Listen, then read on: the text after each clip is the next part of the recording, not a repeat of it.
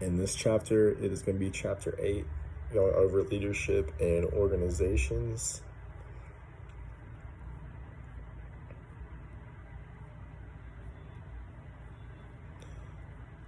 And in this chapter, it discusses how humans are able to create reality through the use of symbols, which is not able to be done by other species. So it's just a human nature only.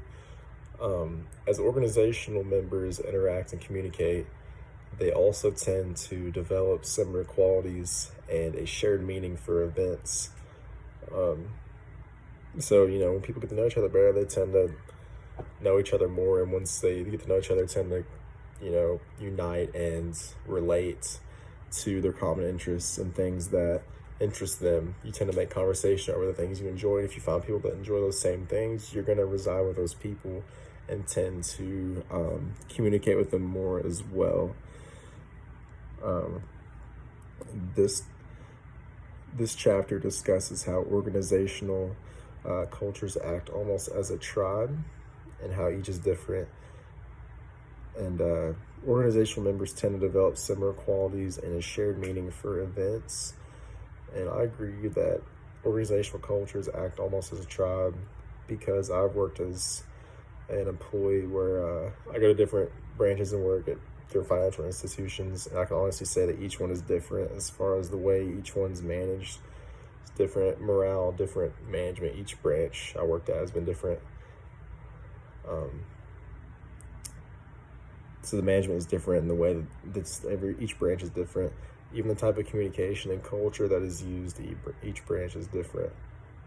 New employees often experience culture shock when they move into a new position in a completely office environment. I've also experienced this, and it takes time to get comfortable to a new work culture and new people that are different from those in the past.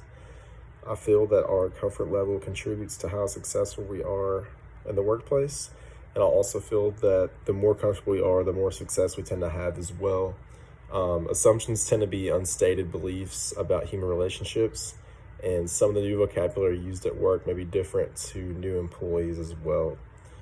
These so-called organizational stories tend to carry many messages, and new employees tend to take longer to catch on to the new culture and vocabulary they are exposed to after being accustomed to the past days of their last position. Once our repeated behavior is interrupted, we as people tend to get very uncomfortable and we struggle to perform in a consistent manner. And that's why at work I try to do better about when I'm pushed out of my comfort zone, to embrace it instead of being not as productive, because when we're pushed out of our comfort zone, we tend to be more productive, and it improves us as employees as well. And it's good to have adversity. And successful leaders focus more on the numbers and revenue of their followers, but also the values and morals of their position. The values and morals their position exposes different people in the workplace. And that is what I learned in chapter 8, chapter 8, entitled Leadership in Organizations. And I use that to relate to my current position and also learning about what I will encounter in later positions in my life as well.